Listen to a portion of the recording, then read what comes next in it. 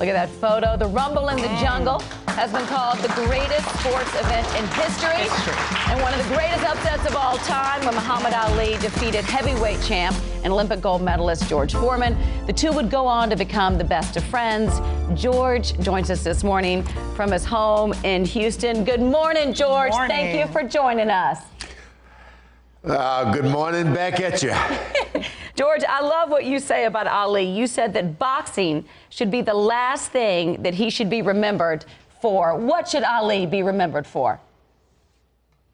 Well, I remember I got into the ring with Muhammad Ali, and I really thought I was going to get in the ring with a boxer, a fighter, some tough guy.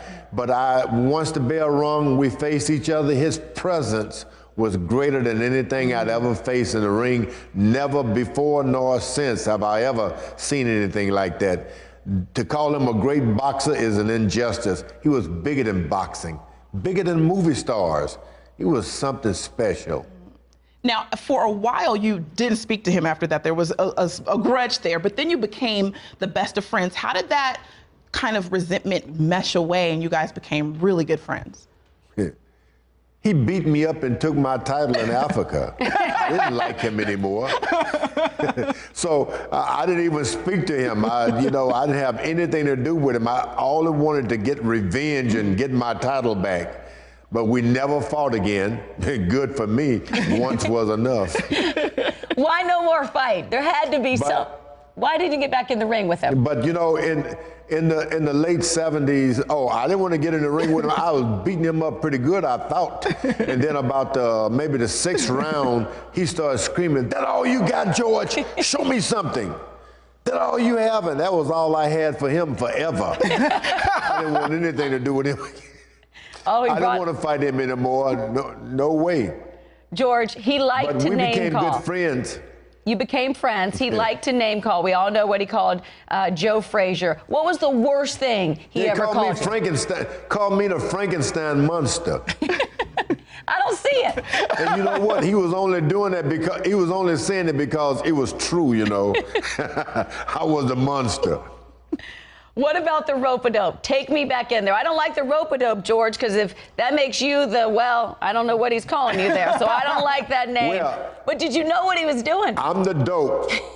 Did it upset you at the time? Were you really upset by this? Because we had never seen anything like that before. Yeah, I'm the dope. He laid on the rope and I like the dope, kept punching until I was tired.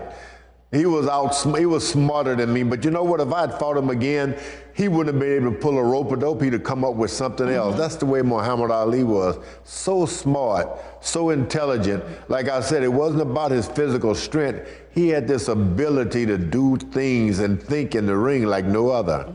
What did he do for you, George, if you go back to that fight?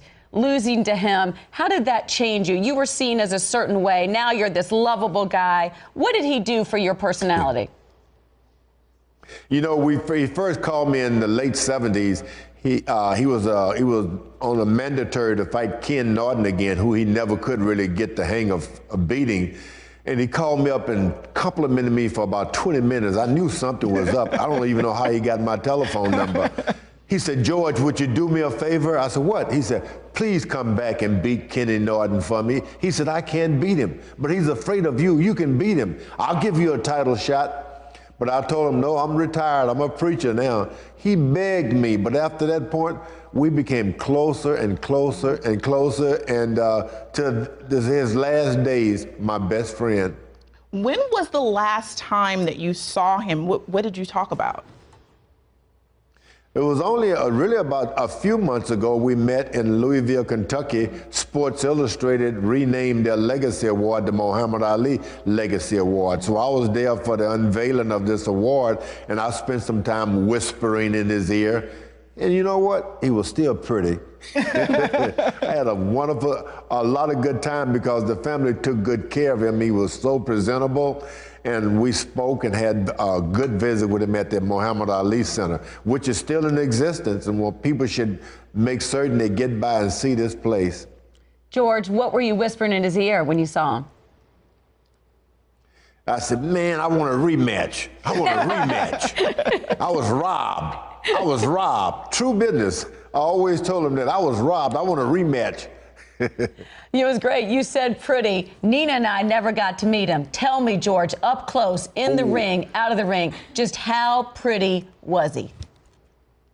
Okay, so I'm dating this girl. I'm about 20 years old. I knew I was having my afro. I was handsome. So I invited her to dinner. I was invited the girl to dinner and put on an impression. And I told her I was a boxer. And she said, oh, I saw Muhammad Ali going down the street. And he was just screaming, look at me, I'm beautiful. Look at me, I'm pretty. She said all he had on was a t-shirt and a pair of jeans. She said he was beautiful.